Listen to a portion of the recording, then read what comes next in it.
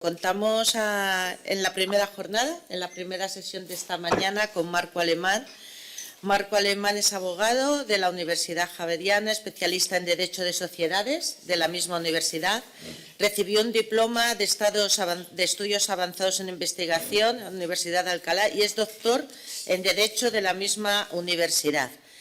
Previo a su ingreso en la Organización Mundial de la Propiedad Intelectual, porque actualmente es su director general en el sector de la API y ecosistemas de innovación de la Organización Mundial de la Propiedad Intelectual, pues previo a comenzar su trayectoria profesional en la OMPI, ejerció la práctica privada como abogado de propiedad industrial. Posteriormente fue designado superintendente delegado para la propiedad industrial en Colombia y más tarde fue también invitado como investigador visitante en el Max Planck Institute en Múnich. Ingresó en OMPI, como se había comentado, en 1999 como administrador principal de programa en la Oficina de Cooperación para el Desarrollo para América Latina y el Caribe. Posteriormente ocupó el cargo de director adjunto de la División de Políticas Públicas y Desarrollo y director adjunto de la División de Derecho de Patentes. Director y División de Derecho de Patentes y actualmente ocupa el cargo, como os he comentado, de su director general a cargo del sector de propiedad intelectual y ecosistemas de innovación. Aparte de todo lo que he mencionado ya en el currículum, a nivel personal también me gustaría añadir la buena cooperación y colaboración que hemos tenido siempre en la Oficina Española de Patentes y Marcas, con Marco Alemán también, en el desarrollo de distintos cursos de formación que hemos hecho en América Latina junto con la ECID, también con la Agencia de Cooperación para el Desarrollo en América Latina. Así que, Marco, te doy la palabra. Muchas gracias. Muchísimas gracias, María José, por la introducción y por las palabras tan gentiles. Muchísimas gracias a la Oficina Española por invitarme a participar en este evento nuevamente. Me hubiera gustado hacerlo en persona, pero seguramente tendré la oportunidad de volver en persona en las futuras ediciones del curso. Entonces, pues, por intermedio suyo, un afectuoso saludo a María José, igualmente a José Antonio, a los buenos amigos que participan como conferencistas, como expositores y muchos de los que se encuentran asistiendo al curso, a quienes me hubiera gustado ver, pero estoy seguro que tendré la oportunidad de hacerlo en el futuro. Si ustedes me permiten, voy a compartir una presentación y eso creo que nos ayuda a seguir el curso de la ponencia. ¿Ven ustedes la presentación en este momento? Perfectamente, Marco. Muy bien. Entonces, la idea es en unos 45 minutos compartir algunas ideas sobre el papel de la propiedad intelectual en este mundo altamente competitivo y mi rol fundamental será dar una visión global. Sé que muchos de los temas que yo mencionaré acá han sido desarrollados en profundidad por distintos expositores en las intervenciones puntuales. Sé que el tema de innovación en particular ha hecho parte de las discusiones alrededor de distintas categorías de propiedad intelectual, por lo tanto, yo no me detendré en ninguna de estas categorías y trataré de aportar esa visión global a la que he sido invitado el día de hoy. Entonces, 45 minutos aproximadamente y luego pudiéramos tener un tiempo para compartir, si eso te parece bien, María José, o si no, voy hasta la hora, lo que ustedes me digan. Pero creo que puedo parar un poco antes y tener un espacio para discusión. Sí, me parece bien, Marco, porque como además luego vamos a proseguir, no tenemos en la jornada de hoy, no tenemos mesa redonda al final. Que luego ya en la clausura, pues si dejas unos minutos, por si hay alguna pregunta para ti, perfecto, sí. Muy bien, perfecto. Pues este es el tema. Empecemos con una pequeña introducción de esa visión global. No me gusta mucho hablar de estadísticas, perdón. No me gusta mucho hablar de las estadísticas, pero me parece que a título introductorio es bueno tener un panorama global de lo que pasa en materia de propiedad intelectual. Si ustedes ven estas cifras que ahí le comparto, ven ustedes como en el tema de propiedad intelectual, a pesar de la crisis en los años 2019-2020, que son los últimos años de los que tenemos estadísticas, porque estos se reportan en el 2021, muestran aumentos significativos en diferentes categorías de la propiedad intelectual. Y en particular, por ejemplo, el aumento en materia de solicitudes de marca cercano al 14% muestra cómo el sistema de marcas sigue cumpliendo un rol fundamental en las distintas economías del mundo. Digamos que pensaría uno que en materia de marcas va a haber un crecimiento marcado en las principales 10 oficinas en las que se hacen solicitudes de marcas, como en la oficina china, como en la USPTO, como en la UIPO y otras. Pero las estadísticas del 2020 muestran importante crecimiento en dos economías que llaman la atención. India, con un crecimiento en materia de solicitud de marca de casi el 16%, y Irán, con un crecimiento cercano al 20%. Con lo cual, no son las tradicionales 10 economías las que crecen en materia de solicitud de marca, hay otras, como estas dos que acabo de mencionar. En materia de patentes, si bien el crecimiento es modesto, 1.6%, es bueno indicar que es un crecimiento que muestra una recuperación frente a años anteriores. Y creo que hay dos cifras que vale la pena resaltar acá. Una, el importante número de solicitudes radicadas en Asia, el 66% de ese total de solicitudes, de esas 3.200.000 solicitudes se radicaron en Asia, un 19% en Norteamérica y un 10% en Europa. Mientras que el resto del mundo, Oceanía, América Latina, el Caribe y África, solo todas juntas representan el 3.2% de las solicitudes de patente, con lo cual hay una gran concentración de la innovación a nivel global. Una cifra que a mi modo de ver es importante es de ese total de solicitudes, ¿cuántas fueron solicitudes internacionales? Porque muestran el interés de las empresas en proteger fuera. Y el total es alrededor de 1.3 millones de solicitudes de patentes fueron en lo internacional. El primer país de donde salieron esas solicitudes internacionales de protección fue los Estados Unidos, seguidos por Japón y Alemania, con lo cual hay un elemento importante en materia de esa búsqueda de protección internacional que usualmente va ligado a un componente de calidad de esas patentes que es importante resaltar. Aquí, pues, mi comentario en términos de solicitudes desde una perspectiva global es que muestra el sistema de propiedad intelectual una salud importante por la vía de un uso cada vez más frecuente del sistema, de las distintas categorías que el sistema ofrece por parte de los titulares. Y creo que esas cifras reflejan de buena manera cómo, si bien hay interés en introducir mejoras en muchos de los sistemas nacionales, regionales o internacionales, lo que hoy está disponible sin duda satisface de buena manera a los distintos titulares de estas categorías de derechos. Entonces, permítanme, luego de una reflexión general sobre el sistema a nivel global, entrar sobre una reflexión en el tema de innovación, ya que la innovación nos permite, desde la óptica de la innovación, abordar todas las categorías de propiedad intelectual. Entonces, permítanme unas reflexiones generales y luego entraremos a desarrollar algunos temas puntuales. El tema en materia de innovación es hacia dónde va, quién define la dirección. Y lo primero que uno identifica cuando analiza políticas de innovación nacional o políticas de innovación individuales de distintos actores es que siempre hay unos determinantes en la innovación. Cuando uno analiza cuáles son esos determinantes, uno encuentra que la dirección de la innovación se define sobre todo por la suma de todas las decisiones que toman distintos actores, personas individuales, empresas, universidades y gobiernos, sobre oportunidades concretas que se presentan y sobre alternativas en las que están llamadas a tener que decidir prioridades, están llamadas a tener que escoger entre varias opciones en un momento de tiempo determinado.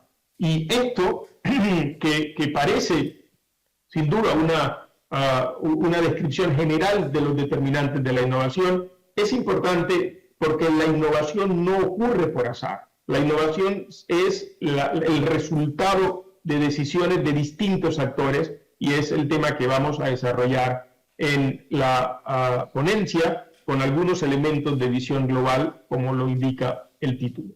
Entonces, en ese contexto, un actor fundamental son las empresas. Sin duda, porque las empresas son las que tienen el primer llamado en la toma de decisiones, dónde ponen sus esfuerzos, cuáles son sus prioridades, cuáles son los tiempos a los que están buscando obtener soluciones.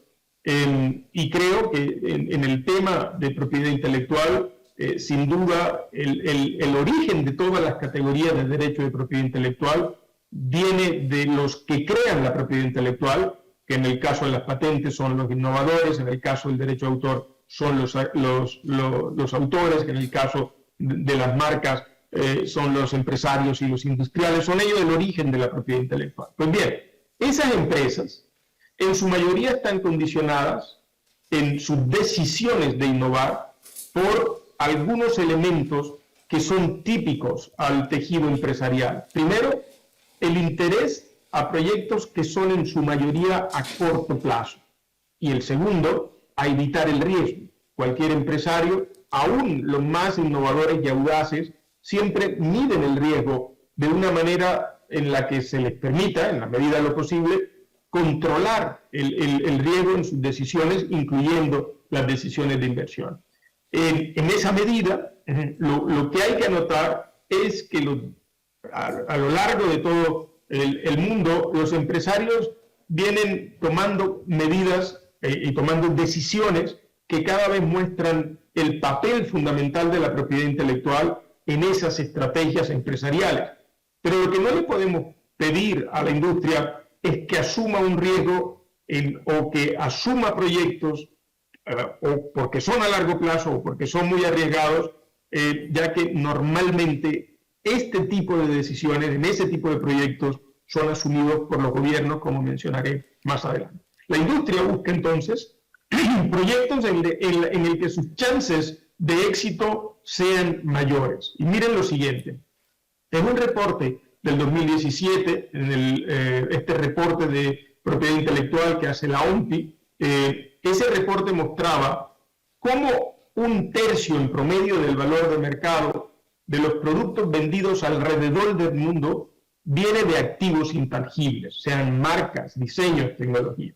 Pues 1/3 del valor del producto viene de los activos intangibles. Esto es enorme porque otros costos como los de producción, como los de transporte, como los fiscales, todos ellos sin duda contribuyen en la determinación del valor total. Pues bien, la propiedad intelectual, bajo sus distintas categorías, garantiza a esos titulares que el tercio que corresponde a los activos intangibles se podrá recuperar a través de los derechos de exclusiva que las distintas categorías de propiedad intelectual brindan.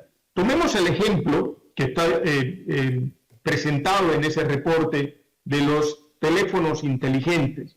Y en ese ejemplo, el reporte muestra cómo Huawei o como Samsung o como Apple, como la propiedad intelectual representa un porcentaje alto del valor total del mercado de estos productos. En el caso de Huawei, 42% del valor de mercado, que en el 2017 era $449, y en el caso de Apple, 42% de un producto que valía $809. Pues bien, si el 42% de estos productos está representado por el valor de mercado de los mismos, pues no es difícil pensar el importante rol que tiene la propiedad intelectual en este sector puntual de los teléfonos inteligentes. Pero un elemento adicional es el siguiente, es en el caso de las patentes, el mismo reporte muestra cómo en los denominados teléfonos inteligentes de cuarta generación, es decir, 4G, el número de patentes involucradas en la producción de estos teléfonos es 4 veces más que los que se utilizaron en los teléfonos de segunda generación, y muy seguramente cuando hagamos el análisis en la comparación entre 4G y 5G, mostraremos cómo igualmente las patentes seguirán esa misma dirección de un mayor impacto y una mayor relevancia. Por lo tanto, si hay algo que decir en un mundo competitivo, es que los activos intangibles juegan cada vez más un papel porque representan más en el valor total de mercado de los productos que contienen elementos inmateriales. Y que la tendencia, como se demuestra en el estudio que acabamos de mencionar, en la evolución tecnológica es a mayor la intensidad tecnológica, como es el caso 4G en comparación con 2G, mayor el número de intangibles involucrados. Por lo tanto, la evidencia indica que el rol de la propiedad intelectual está llamado a ser cada vez más relevante en este papel que juega la innovación desde la óptica del sector privado. Sin embargo, oportunidades de largo plazo, las que normalmente implican grandes riesgos y que traen normalmente grandes posibilidades de impacto social, escapan en buena medida al interés del sector privado. Y es ahí donde otros actores están llamados a jugar un papel: la universidad, los centros de investigación pública, los gobiernos a través de sus políticas. Y aquí pues voy a hacer referencia a algunos ejemplos que pueden ser ilustrativos. Si tomamos el caso de las vacunas del COVID, la vacuna COVID reciente, todos conocemos la evolución de este proceso de innovación relativamente reciente en términos de impacto global y en términos de visibilidad, pero no tan reciente desde el punto de vista de desarrollo tecnológico. Todos sabemos que la patente del mRNA que BioNTech desarrolló es una patente que data de por lo menos 14 años antes a la puesta de esta vacuna en el mercado. Es decir, el proceso de innovación más relevante tuvo lugar entre 2 y 14 años antes del 2021. Pero luego, en el 2021, hubo elementos importantes de codificación genética del virus, de análisis clínicos y aprobaciones sanitarias para puesta en el mercado, y muchos otros elementos en los que hubo una gran contribución de los gobiernos para financiar esa última etapa, incluyendo la producción de distintas cantidades de la vacuna a los efectos de su distribución. Pues bien, si la decisión de ese gran esfuerzo financiero hubiera estado en manos de una sola industria, eventualmente hubiera sido un riesgo muy alto. Por lo tanto, la movilización de distintos actores públicos y privados facilita el que haya podido darse esa movilización global en los últimos años. Si miramos en detalle lo que ahí sucedió, vamos a encontrar lo siguiente. La industria sin duda tuvo un beneficio. Alrededor de 80 billones se calcula el beneficio de la industria privada por la explotación de estas vacunas. Pero la sociedad también tuvo un beneficio. Se calcula en 71 trillones el beneficio social de la sociedad por la disponibilidad de la vacuna. Es decir, la economía pudo volver a estar en marcha, los restaurantes, los hoteles, las aerolíneas, muchos pudimos volver al trabajo. Todo ese impacto económico social con alrededor de 71 trillones de dólares. Pues bien, este es un ejemplo de cómo en muchas ocasiones los intereses privados y los públicos se alinean, y cuando hay ese alineamiento de manera natural, como fue el caso, pues la intervención de los estados desde el punto de vista de diseño en políticas de innovación es menos necesaria ya que se da ese alineamiento de intereses. Cuando los estados deben actuar es cuando se desalinean esos intereses y eventualmente los intereses privados no coinciden con los intereses públicos. Entonces, comentemos algunos elementos sobre el rol de los gobiernos a los efectos de promover estas políticas de base o de alinear políticas a través de distintos elementos de propiedad intelectual. El rol de los gobiernos se da por muchas vías. Por ejemplo, se da por la vía de herramientas de política en materia de innovación, que son de distinta naturaleza. Por ejemplo, políticas para estimular el descubrimiento y la innovación, como son fondos públicos que promuevan la investigación, como es el hecho de las compras gubernamentales. Fue el caso de COVID. Muchos gobiernos compraron grandes cantidades de dosis y esas sumas de dinero le permitieron a la industria instalar la capacidad de producción y mejorar procesos y procedimientos. Igualmente son los premios y sin duda la propiedad intelectual juega un rol fundamental en el estímulo a estas políticas de descubrimiento. El mismo ejemplo de COVID nos muestra cómo la propiedad intelectual juega un rol. En 14 años atrás, de 2021, cuando el BioNTech desarrolla su tecnología patentada sobre el mRNA, la motivación fundamental era la protección vía patentes. Por lo tanto, es claro cómo la propiedad intelectual jugó su papel activo en la promoción de la innovación en ese campo. Luego hay políticas para reducir riesgos, como son los subsidios, como son los créditos blandos, como son los incentivos tributarios. Luego hay políticas para la adopción temprana de ciertas tecnologías, como por ejemplo algunos subsidios al productor que se han usado en el caso de paneles solares en Alemania, o subsidios al consumidor, como en muchos países de Europa, donde hay algunos subsidios en el caso de vehículos eléctricos. La propiedad intelectual, y en particular las patentes, también juega un rol acá, ya que permiten desligar la labor inventiva del inventor de la actividad de explotación o comercialización del empresario por la vía de condiciones diferenciadas en las licencias. Por ejemplo, licencias bajo condiciones de explotación comercial cuando se trata de privados, o licencia de explotación con impacto social o con un beneficio social cuando en efecto quien la explota tiene ese interés. Pues bien, en el tema de la adopción temprana de tecnologías, también la propiedad intelectual tiene un rol. Y por último, políticas de difusión.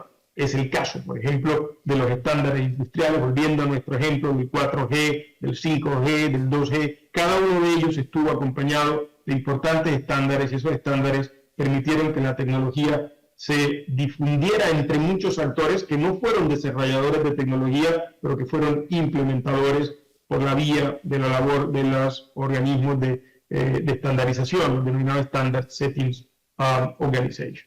Pues bien, entonces, ¿cómo los ecosistemas de innovación determinan la dirección de la innovación? Pues bien, básicamente, aquellos que deciden sobre cuáles oportunidades tecnológicas merecen prioridades en términos de asignación de recursos están definiendo la dirección de la innovación. Y por ello es importante que los que decidan sean no solo los privados, sino también los otros actores. No puede dejar solo en manos de la industria esa decisión, sino que otros actores, como gobiernos, centros de investigación, en su toma de decisiones, de dónde ponen los recursos, dónde ponen los incentivos y cómo manejan las políticas aquí descritas que antes mencioné, o de descubrimiento, o de mitigación de riesgo, o de adopción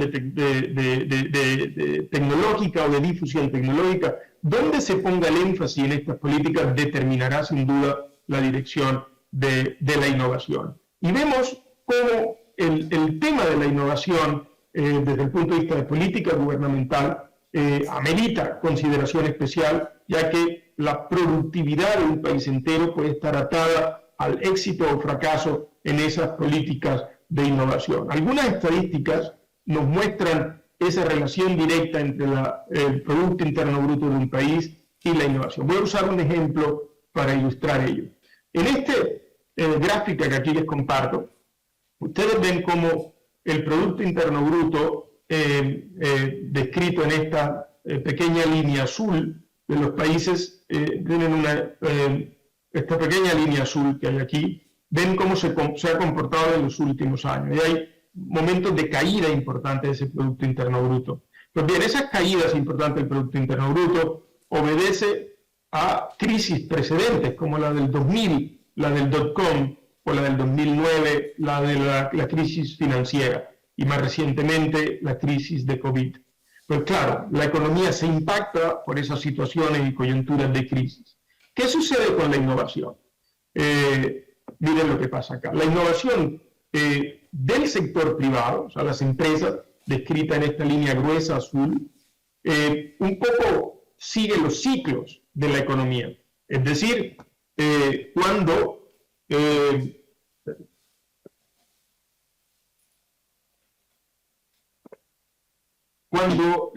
Producto Interno Bruto cae, la innovación cae, es decir, es cíclica en términos económicos. Sin embargo, en el 2020 y en el 2019 vemos cómo se comportó de manera anticíclica. A pesar de que cayó el Producto Interno Bruto, la innovación empresarial se disparó y nosotros identificamos a través de encuestas que se llevan a cabo con las empresas, en particular las 2.500 empresas de Standard & Poor's más innovadoras, como en sus reportes mostraban en porcentajes mayoritarios un incremento en la innovación cercano al 10% en el periodo de crisis. Es decir, mientras el Producto Interno Bruto caía, la innovación empresarial aumentaba y la innovación, la investigación y desarrollo total, que muestra esta línea verde, también subió, porque no solo el sector privado aumentó sus esfuerzos en investigación y desarrollo, sino que también lo hizo el público en esa movilización que identificamos en ciertas áreas, como por ejemplo fue el caso de la vacuna del COVID. Si quieren más información, en este reporte del Global Innovation Index del 2021 encuentran los datos completos de este reporte que acabo de mencionar. En particular, un área que merece atención es el área de las nuevas tecnologías, que a todos nos llama particularmente la atención. ¿Qué es lo que está definiendo la innovación en nuevas tecnologías? Pues bien, si analizáramos con un poquito de detalle en esta gráfica que muestra con un periodo de tiempo bien amplio en la gráfica de la izquierda las publicaciones científicas y en la gráfica de la derecha las solicitudes de patente, vemos lo siguiente. Primero, analicemos las solicitudes científicas. En las publicaciones científicas de la izquierda, ven ustedes cómo el área de ciencias naturales de 1840, que tenía una participación ya importante, se ve ampliada en el 2020. Ven cómo el área de ingeniería y tecnología, que tenía una participación pequeña en el 1840, tiene hoy una participación bastante amplia en el 20.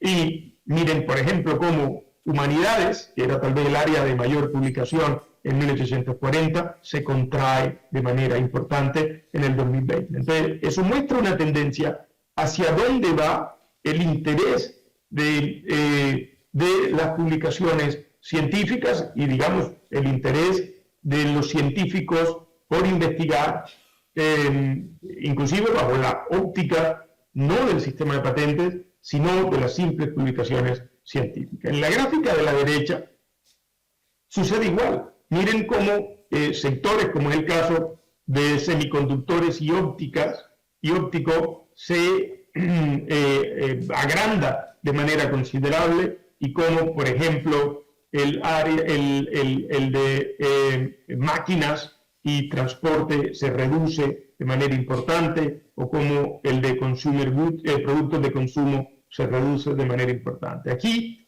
tal vez el comentario es los datos de los que disponemos nos muestran una tendencia constante de direccionamiento hacia el área de las ciencias duras. Y ese direccionamiento hacia las áreas de ciencias duras tiene un impacto en el tipo de tecnología y en las áreas tecnológicas donde producimos más resultados. Un ejemplo de eso es, si tomamos el reporte del Global Innovation Index del 2020, vemos, por ejemplo, cómo en el área de semiconductores, si analizamos la capacidad de almacenamiento de los semiconductores, del 2018 al 2019 creció en un 90.5%. Eso, en esa área, para lograr ese importante desarrollo, hubo sin duda grandes esfuerzos de investigación. O como el costo de la energía solar se redujo en más de un 13%, o como el costo de otro tipo de energías verdes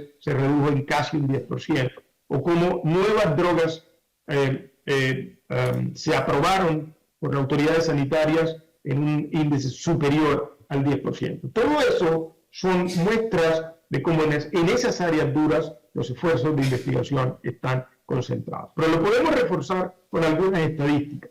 En materia de solicitudes de patente, vemos cómo en el caso de las solicitudes PCT, en estos países que aparecen en la gráfica de la izquierda, hay un número constante en crecimiento de solicitudes PCT. Este es el total de solicitudes PCT. Y en la gráfica de la derecha vemos como algunos sectores tecnológicos de intensa investigación, como son esos que aparecen en esta área de la derecha, muestran un incremento en el volumen de solicitudes de patente. Por ejemplo, Computer Technology subió en un 7.2% en el año 2021, o como Digital Communication sube en el 21 casi un 7%, lo cual coincide sin duda con toda esa explosión en materia de comunicaciones durante el 2019 y el 2020 que nos permitió teletrabajar, que nos permitió desarrollar comunicaciones como esta que me permite hoy acompañarles sin estar presente en Santander. Pues bien, ¿cómo abordan los países entonces estas tendencias en distintas áreas, incluyendo el cómo se apoya la comercialización de propiedad intelectual? Lo que vemos es lo siguiente: la capacidad de generar nuevas soluciones tecnológicas o de adaptar soluciones desarrolladas por otros depende en gran medida de ecosistemas de innovación locales, y en particular depende de que estos ecosistemas de innovación locales se encuentren adecuadamente conectados con otros ecosistemas de innovación que tienen una cobertura global.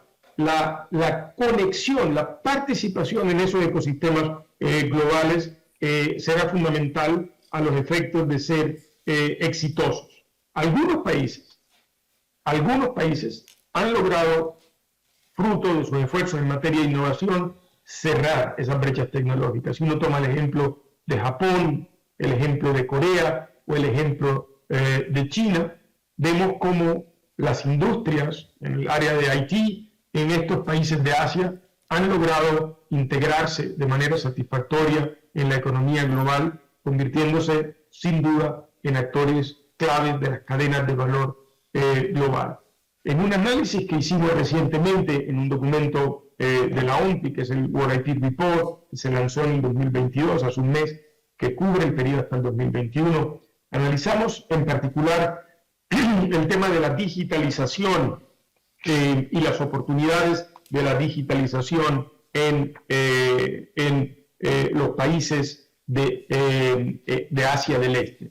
Y sin duda mostramos cómo en estos últimos 20 años fue ese tal vez el sector tecnológico que permitió el apalancamiento a los efectos de que estos países entraran a competir en esos mercados globales, y en particular que su industria fuera una industria competitiva por la vía de la propiedad intelectual. El ejemplo de Corea, de cómo empresas coreanas como LG o como en el sector automotor, Kia, se fueron posicionando y ganando cada vez un mayor espacio global, pues muestran de la manera como estos países sin duda lograron sacar provecho de ese interés por la ese interés por la digitalización y las oportunidades que este sector ofrece. Pero lo que vemos es también como algunos otros temas aparecen en esas políticas de estos países. No solo los tradicionales asuntos de dar protección por la vía de la propiedad intelectual y ayudar en la explotación tradicional, es decir, en la defensa de estos derechos o la las transacciones de estos derechos, sino que aparecen nuevos elementos de interés, como por ejemplo el análisis de qué otros papeles puede tener la propiedad intelectual, teniendo en cuenta su mayor valor en esta economía del conocimiento. Si uno toma Standard & Poor's, las primeras 500 empresas de Standard & Poor's en el 2020, se indicaba que el 90% del valor comercial de estas empresas dependía de activos intangibles. Y al mismo tiempo, muchos estudios, incluyendo varios estudios en Europa, mostraban cómo ciertos sectores, como es el caso de pymes, usan de manera reducida la propiedad intelectual. En el caso europeo, un estudio del observatorio de la oficina de la EUIPO en Alicante muestra cómo en Europa un 9% de las pymes registran o protegen sus derechos de propiedad intelectual. Menos de 1% de estas tienen patentes, alrededor de 8 tienen marca y menos de 1 tienen diseños industriales. Ven ustedes, si esto es Europa, ni qué pensar sobre cuál sería la situación en otras regiones del mundo, con lo cual hay aquí importantes oportunidades para que el sistema de propiedad intelectual, a pesar de las cifras que antes compartí, que eran muy positivas, pueda dar espacio inclusive para una mayor y más intensa utilización. Entonces aparecen temas nuevos, como cómo se apoya a las pymes para beneficiarse de la propiedad intelectual. En Europa existen importantes proyectos de apoyo a las pymes en ese sentido. En la OMPI tenemos importantes proyectos de apoyo a las pymes para usar la propiedad intelectual, y en distintas regiones del mundo los gobiernos vienen adoptando ese tipo de iniciativas. Pero inclusive temas más puntuales, como por ejemplo, cómo podemos usar la propiedad intelectual para generar ingresos de manera directa, o cómo generar a sus titulares una fuente de recursos financieros adicionales. Es decir, ¿qué puede hacer la propiedad intelectual para generar ingresos a sus titulares? En ese sentido, por ejemplo, hay algunas experiencias que siguen siendo anecdóticas del uso que se ha hecho de la propiedad intelectual en distintas jurisdicciones como fuente de recursos financieros. Aquí voy a mencionar una de estas 4 que ustedes tendrán acceso posteriormente cuando les comparta la presentación. Pero miren, American Airlines obtuvo $1 billón a través del uso de sus signos, marcas y otros intangibles como colateral frente a un banco que le prestó estos recursos, de tal forma que no es teórico como la propiedad intelectual, además del beneficio del uso exclusivo, que es la forma tradicional como nos beneficiamos de la propiedad intelectual, también aporta otros beneficios, como la posibilidad de su uso como colateral en acceso al crédito. Todos sabemos los retos que existen en este campo para que de manera efectiva la propiedad intelectual se pueda usar como colateral. Tenemos retos como es importante definir mecanismos de evaluación más aceptados, más ampliamente aceptados. Saber cuánto valen los intangibles permitirá a los que hacen el crédito, es decir, a los bancos, a los que otorgan el crédito, tener más claridad sobre qué tan bien protegido, qué tan eficiente será ese colateral en la garantía del crédito. La posibilidad de ejecutar el colateral es otro gran reto. La ejecución de colaterales en bienes tangibles es relativamente simple, la ejecución de un colateral en intangibles es mucho más complicada. El tema de que los intangibles en muchas ocasiones no están reportados en los estados financieros, porque todos sabemos que aquellos intangibles que se desarrollan al interior de la empresa, los denominados unaccounted intangible assets, esos, como no están reflejados, es muy difícil un día simplemente intentar sobre unos activos no reflejados en los reportes financieros, intentar que estos se usen como colateral, y algunos entidades financieras pudieran cuestionar la posibilidad de usar ellos como colateral. Puedo seguir de manera indefinida mostrando cuáles son los retos, pero creo que aquí hay un espacio de trabajo importante.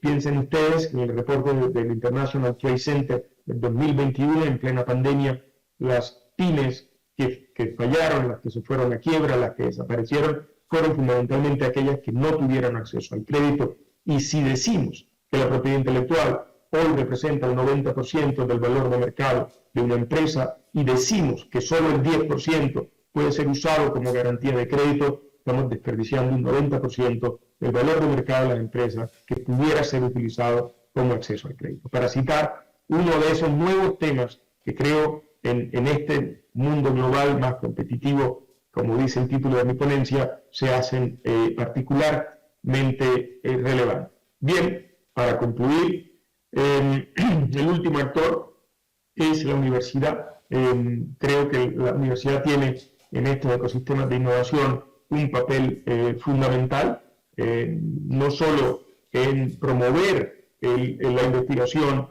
al interior de la universidad, sino sobre todo en promover la transferencia del conocimiento y en esa relación universidad-industria en la que ese diálogo permite, de un lado, a la industria beneficiarse de esos desarrollos universitarios, pero del otro a la sociedad como tal, beneficiarse de esa investigación que tiene lugar en el ámbito universitario.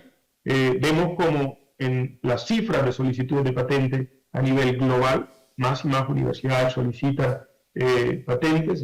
Las cifras del PCT del 2020, que antes mencionábamos, si tomáramos las primeras 50 empresas, sigue siendo un grupo de países muy reducido los que lideran las solicitudes de tipo universitario.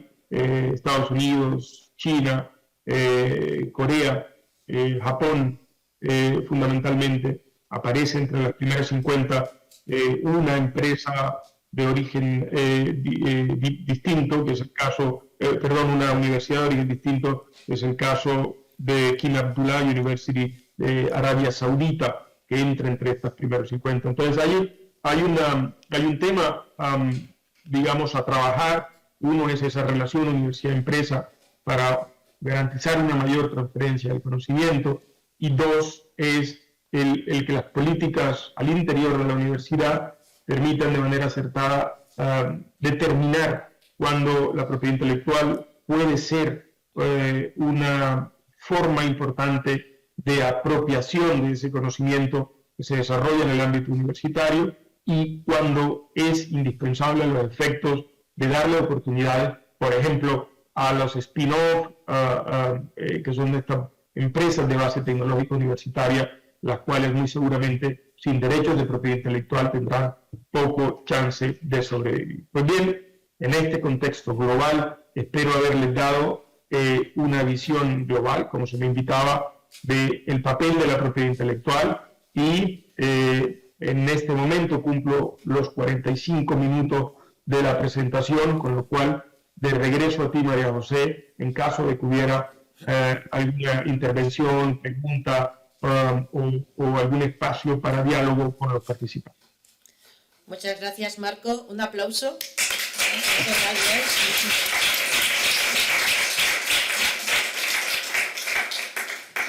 Y invito a los asistentes si hay alguna pregunta, alguna consulta.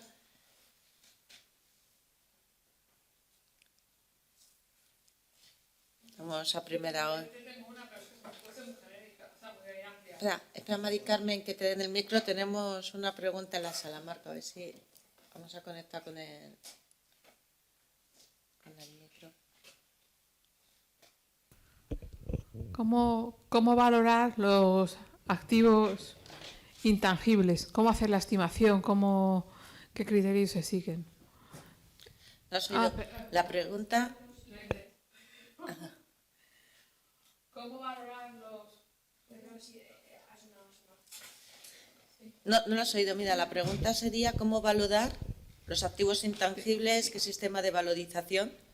Por ejemplo, es lo que quieres preguntar, ¿no? Mari Carmen. ¿O quieres saber qué sistemas de valorización utilizan en OMPI o con lo que conoce Marco, cómo se podría hacer esa valorización de intangibles? También en la oficina, ¿no? También se hace en la oficina estas cosas, ¿no? No se hace nada. Vale. Valorizarlos no. ¿Perdón? No, que preguntaba Mari Carmen que si en la oficina hacemos el servicio de valorización de intangibles. Le estaba diciendo que lo que es ver el rendimiento económico que se puede obtener en X años de una patente, una marca, un diseño, ese servicio, nosotros como tal no lo hacemos. Claro, claro. Pues bien, a la primera parte de la pregunta, en efecto, hay algunos estándares de evaluación de intangibles. Hay un estándar contable, que es el estándar 38, que se adoptó en los años 70, que es el que mayoritariamente se usa en distintas partes del mundo para evaluar intangibles. Hay distintos elementos ahí que son claves: la definición de activo intangible, la lista de activos intangibles aceptables, y luego algunos métodos de evaluación de estos intangibles. La respuesta a la pregunta concreta es: no hay un método que use la OMPI, porque la OMPI no tiene el servicio de evaluación. Lo más parecido que nosotros tenemos es por la vía del Centro de Arbitraje y Mediación de la OMPI, por la vía de lo que se llaman Expert Determination Rules.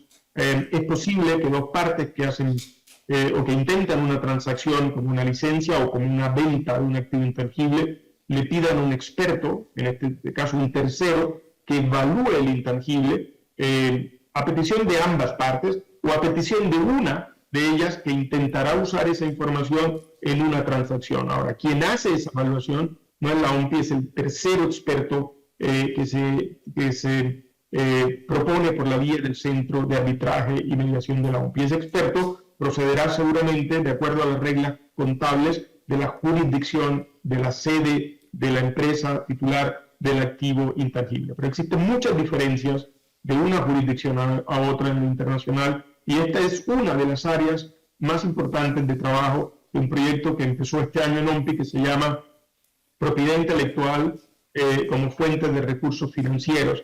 Durante las asambleas generales de la OMPI se presentó en uno de los eventos paralelos, un side event, se presentó el reporte de cómo se usa la propiedad intelectual como fuente de recursos financieros en 5 jurisdicciones: Japón, Suiza, Inglaterra, Singapur y Trinidad y Tobago.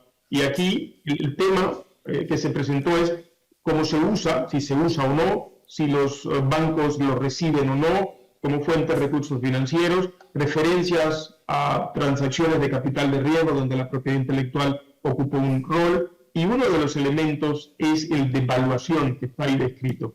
Entonces, este proyecto va a continuar, y en el mes de noviembre tendremos una primera reunión donde uno de los temas de los equipos de expertos serán discusiones sobre el tema de evaluación de intangibles, y los contadores ahí tendrán la oportunidad de compartirnos cuáles son sus ideas sobre el estándar actual, sobre cómo podemos tener ese estándar más ampliamente reconocido a nivel global, y sobre todo si ese estándar requiere revisión, ya que fue adoptado en los años 70, cuando seguramente la propiedad intelectual no representaba el 90% del valor de mercado, y teniendo muy posiblemente empresas y grandes corporaciones de la época como eventualmente ExxonMobil, pero seguramente no tendrían en cuenta un Alibaba o un Amazon y estas Netflix y estos nuevos desarrollos de empresas que tienen un perfil distinto, donde seguramente el impacto de la evaluación tendrá que considerar ese desarrollo. No sé si fue una respuesta suficiente o muy larga. Si es muy larga, recórtela y quédese con lo más relevante. Creo que ha quedado bien contestada. ¿Alguna pregunta más? Yo te quería comentar, Marco, en la publicación que tenéis, la hemos utilizado muchísimo, yo por lo menos para mi interés personal, y también cuando he tenido que hablar sobre el tema que tenéis de transferencia de tecnología, transferencia del conocimiento de OMPI, que decías que habría que evaluar ahora, porque lo anterior ya hace unos años que se ha podido quedar obsoleto. La publicación del informe que tenéis de recomendación de transferencia de tecnología es verdad que es anterior también a lo que has comentado tú, a la pandemia de COVID-19, y has comentado que justamente en este caso, en la pandemia de COVID-19, se dio esa interacción entre el sector público, el sector privado. En el modelo que has presentado, aparte de hablar de la colaboración sector público y privado, has mencionado también la conexión con los centros de investigación. Eso sería, por decirlo de alguna manera, lo que podríamos considerar el modelo ideal para empezar a caminar en los agentes de transferencia del conocimiento partiendo de la experiencia que a nivel global hemos tenido todos con el problema y la forma de resolverlo con COVID-19. En efecto, inclusive, a pesar de todas las críticas que se ha hecho sobre el modelo de innovación en COVID-19, incluyendo algunas críticas que se dieron en el marco de la OMC sobre un eventual waiver a la propiedad intelectual, como si la propiedad intelectual hubiera tenido un rol negativo en el proceso, que creo que es claro, por lo menos para los especialistas y expertos, que no es así. Lo que nosotros vimos fue lo opuesto. Creemos que lo que sucedió en el modelo de innovación del COVID-19 es tal vez uno de los modelos de innovación más exitosos de las últimas décadas, porque en un periodo muy corto se logró encontrar la respuesta a un flagelo global que realmente nos tenía a todos encerrados. O sea, literalmente estábamos encerrados en las casas sin poder salir a producir, y la vacuna nos permitió volver a estar productivos. Yo creería que si hay algo que rescatar de ese modelo de movilización global, donde actores públicos, privados, centros de investigación, universidades, empresas, todos se juntaron para encontrar las respuestas. Si hay algo que aprender es, si queremos abordar los problemas globales, lo debemos abordar como hicimos con COVID. Si queremos abordar problemas globales como cambio climático, creo que tenemos mucho que aprender de lo que sucedió en la innovación frente a COVID y muy posiblemente aplicarlo a esos problemas globales como es el del cambio climático. Muchas gracias, Marco. ¿Alguna pregunta más? Una pregunta, Marco. Hola, buenos días. Quería preguntar acerca de la labor de arbitraje en OMPI. Conocemos más o menos el número de laudos arbitrales. ¿Tenemos alguna idea de la cuantía, según los litigantes, que al final esta labor de arbitraje logra solucionar la cuantía de los en unidades monetarias que se soluciona en las reclamaciones de los litigantes que se someten a arbitraje en OMPI? Gracias.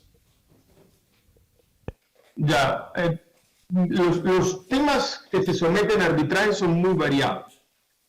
Por la naturaleza de la mayoría de estos temas uno puede un poco tener una idea de la cuantía. Muchos de los temas que vienen a arbitraje son de tipo contractual, donde hay previsto una cláusula arbitral o de mediación.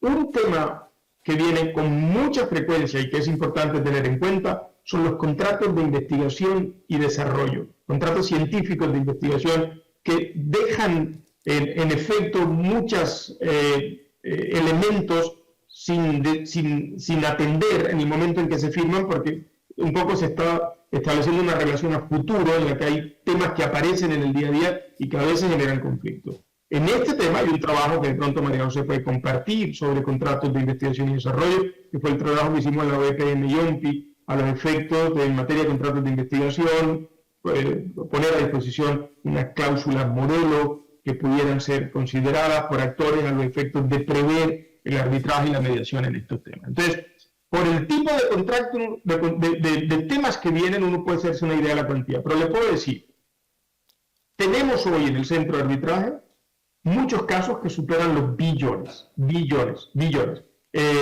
forma que se trata de diferencias en efecto enormes, sobre todo en arbitraje y mediación.